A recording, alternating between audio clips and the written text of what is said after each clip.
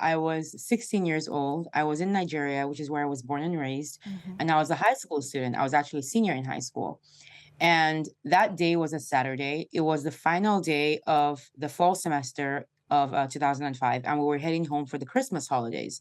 So when I say we, I mean myself and 60 other students from my high school. Mhm. I went to a boarding high school.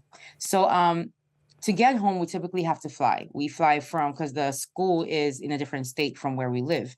And so the school groups students who live together to travel together. Mm. So this is the same group of kids that I typically travel with beginning of the semester and the end. So it was nothing unusual to be on the flight that day or to fly just in general. So that day was a regular Saturday. I remember it just being a very normal day. I don't remember anything weird. I remember we left the school campus on the school buses. We got to the airport. We boarded the plane eventually. And there were 109 passengers in total. So it was 61 students from my school, including myself and other random passengers. It was a regular commercial flight, including the flight crew. So the plane took off. Everything was fine. The journey is typically an hour and a half. And I remember for most of it, it was very uneventful, just like any regular flight should be. And then the turbulence started when we started descending. When the pilot makes the announcement that we will start the descent, that's when the turbulence started. And again, at this point, there was nothing to be worried about because turbulence is a part of flying. It's not a big deal. But then this one just started to get really bad and just very, very dramatic and exaggerated. And I just remember the tension rising, in the cabin, and no one was saying a word because, no one wanted to be the one to say what we were all thinking Mhm. because it felt like something was going wrong. And that's the scariest thing to contemplate when you're like in the air.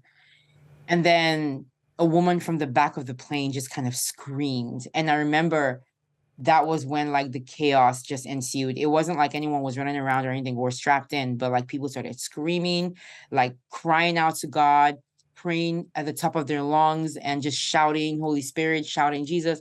And I remember just sitting there in my seat, like just confused and shocked because I couldn't quite understand that this was reality. This is the kind of thing you see in movies. It just felt so surreal in that moment. I was in an aisle seat, and on the aisle seat next to mine was one of my best friends.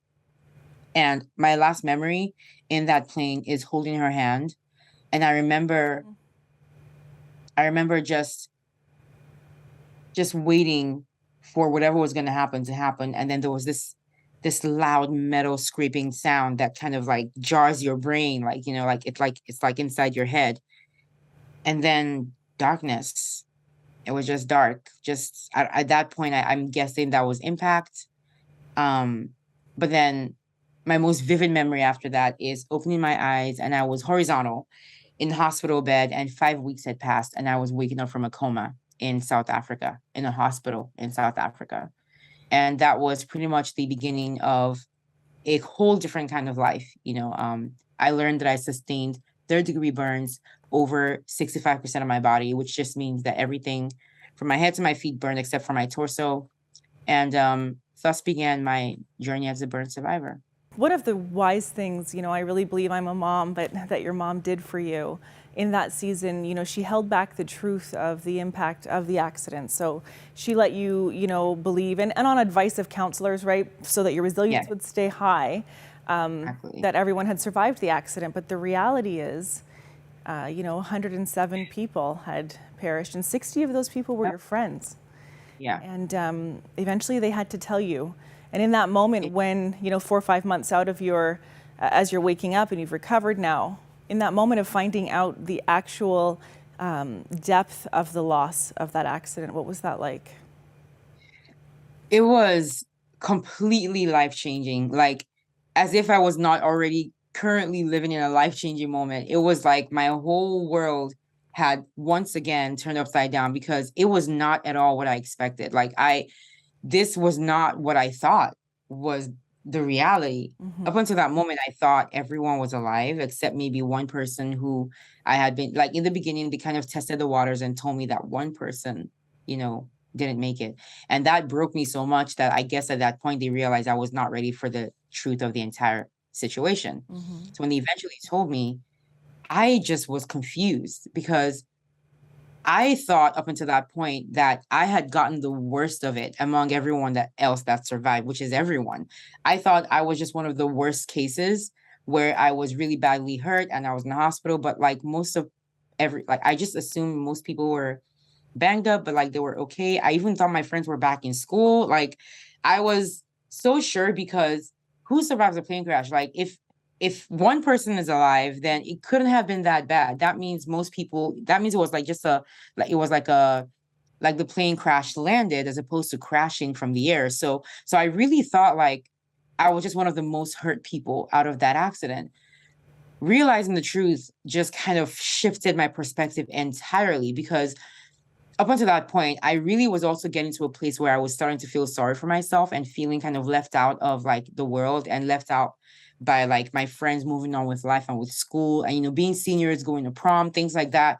So like my entire perspective changed because I realized, contrary to what I thought about being in the worst situation, I was ironically actually in the best case scenario because no one else survived. Just two people survived this. So even though I was so hurt and in so much pain, this was actually the best case scenario because the other scenario was literally death. And I think for me, that was the most important thing to realize because it helped me to realize that, this is actually like, it helped me to kind of grasp the miracle that my life really was. And to stop feeling sorry for myself, to stop feeling like, the world is out to get me or something, like why would this happen to me?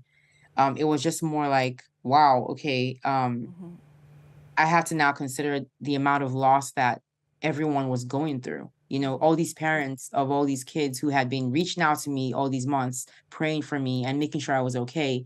Now I realized they had lost their kids.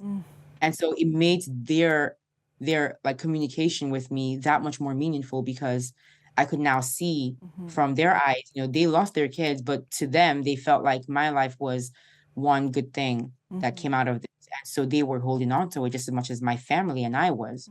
So, oh my God, perspective in every way just completely shifted. But I think the main thing for me was also faith. It was like, that was the most important moment for me to kind of understand what God really was going to mean to me. Because up until that point, I was learning a lot of things about him that were great, and this was not adding up. So I had a lot of conversations with my mom, with my family about to kind of adjust my perspective on God and stop seeing him as just like this, problem solver, you asking for something like a transaction and he gives it to you. And being a Christian thinking it exempts you from like bad things happening to you, that's not reality. And God is actually who you go to when bad things happen.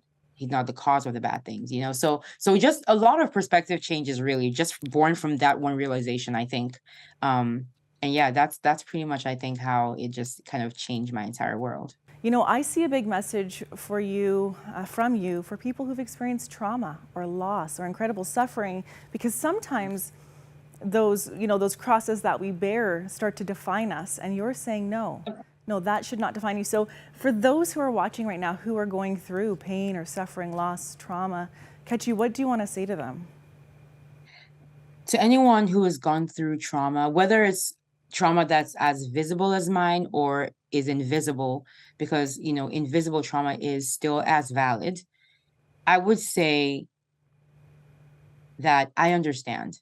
I totally understand how difficult it is to not allow something that has affected you so deeply to define everything that you do. But from my experience, and I can only talk to you based on my experience with trauma, from my experience, it is possible for you to, rather than see this trauma as something that cripples you, it can be a source of strength for you. For me, it was something that allowed me to kind of develop a new purpose. What I mean is, after going through what I went through, these scars and then the loss of all those lives and everything, I decided that I would use what has affected me, what has happened to me, to kind of show people that it's possible to live life, to thrive even after trauma, that there is life after trauma, and it doesn't have to be a life defined by that trauma. So I wanted to be that example, not just to say the words, but to show people in the way that I'm living my life that it is possible to live a life that is not defined by your trauma. Now, this does not mean that you cannot, you know, kind of take what you've gone through to help another person. That's a whole different way of like, of handling trauma. And I know a lot of people who have done that, including myself, people who have taken what they've gone through and try to use it as a teaching point for other people so that either they don't go through what you've gone through, or you can teach them how to go through what you've gone through because it's so similar. But I feel like also a lot of times when you try to draw strength from what you've gone through, it ends up leading you to a purpose that you may have never thought you had. And I think that's what happened for me. Living my life for not just myself, but for all those who passed away, especially my friends, and most especially for the parents of those kids that passed away, has led me to so many different places that I could never have imagined, including whether it's school, graduating, working, going on America's Got Talent, traveling, singing. I mean, I feel like all these things stem from the fact that my life became this kind of like a testimony really for everyone else that passed away. And I wanted to live for them and make them proud. So I feel like that's one perspective you can take on like, personal trauma.